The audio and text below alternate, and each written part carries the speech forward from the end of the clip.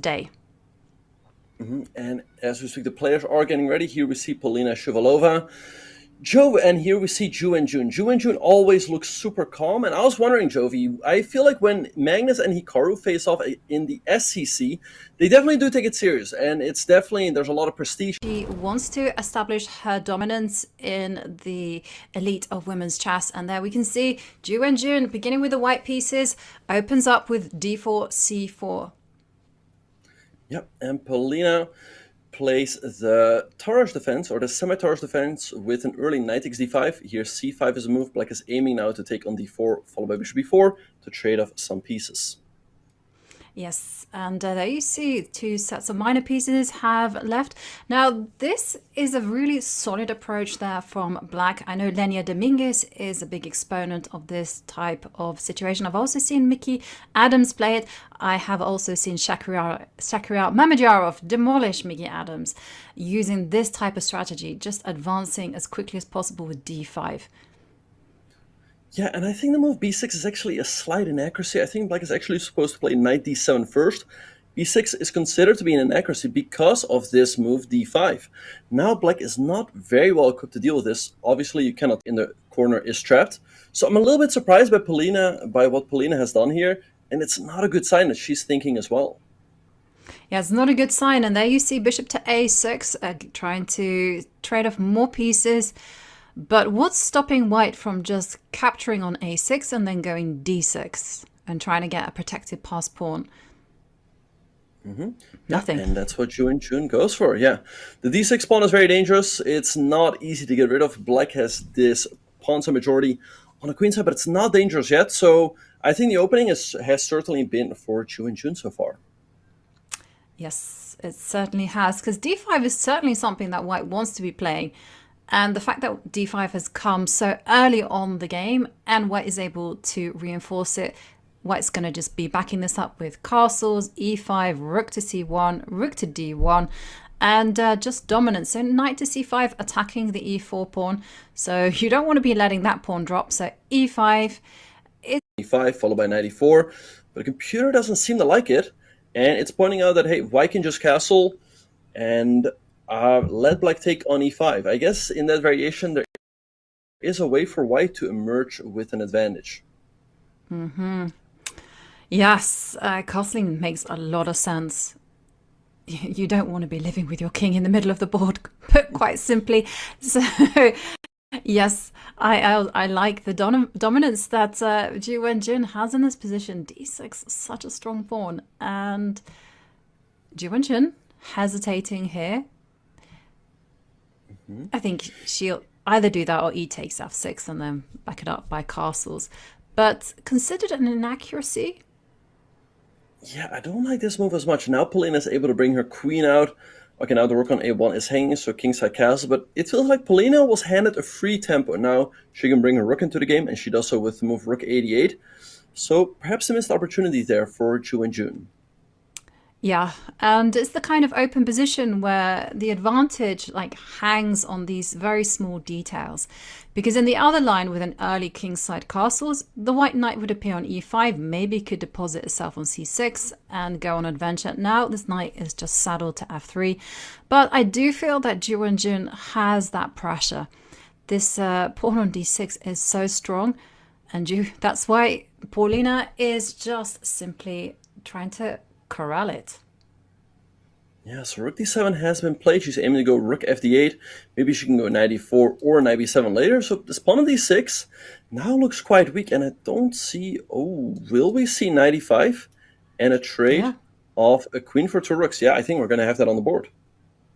Oh, yeah, we are certainly going to be seeing that. I was thinking that instead of rook f to d8, maybe knight to b7 might be a better option. But queen against 2 rooks... And here everything depends on king's safety and coordination. Black's king is unsafe, and this pawn on e6 is a target. Yeah, but h6, clever move by Polina, creating an escape square for her king. Alright, so let's see how Wenjun is going to continue here. I feel like maybe there's something right here for white, because if Black is able to consolidate with king h7, then I don't see why things are so bad for Black, and that's why we see the evil bar dropping down now. And the king to h7 played. I still feel that white has the advantage. White has the possibility of going rook to c6, rook to c7, or maybe even trading off knights. What do you think about knight to d7? I'm just doing a quick blunder check to make sure that nothing is falling off.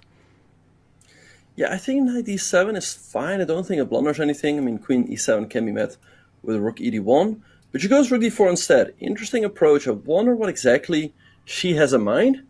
I don't know. To me, it feels like black should be fine, but the computer really seems to favor white. And ooh, maybe h4 with the idea to potentially go h5 and create some sort of mating mat with rook d8 and knight g6 coming later. Do you know something?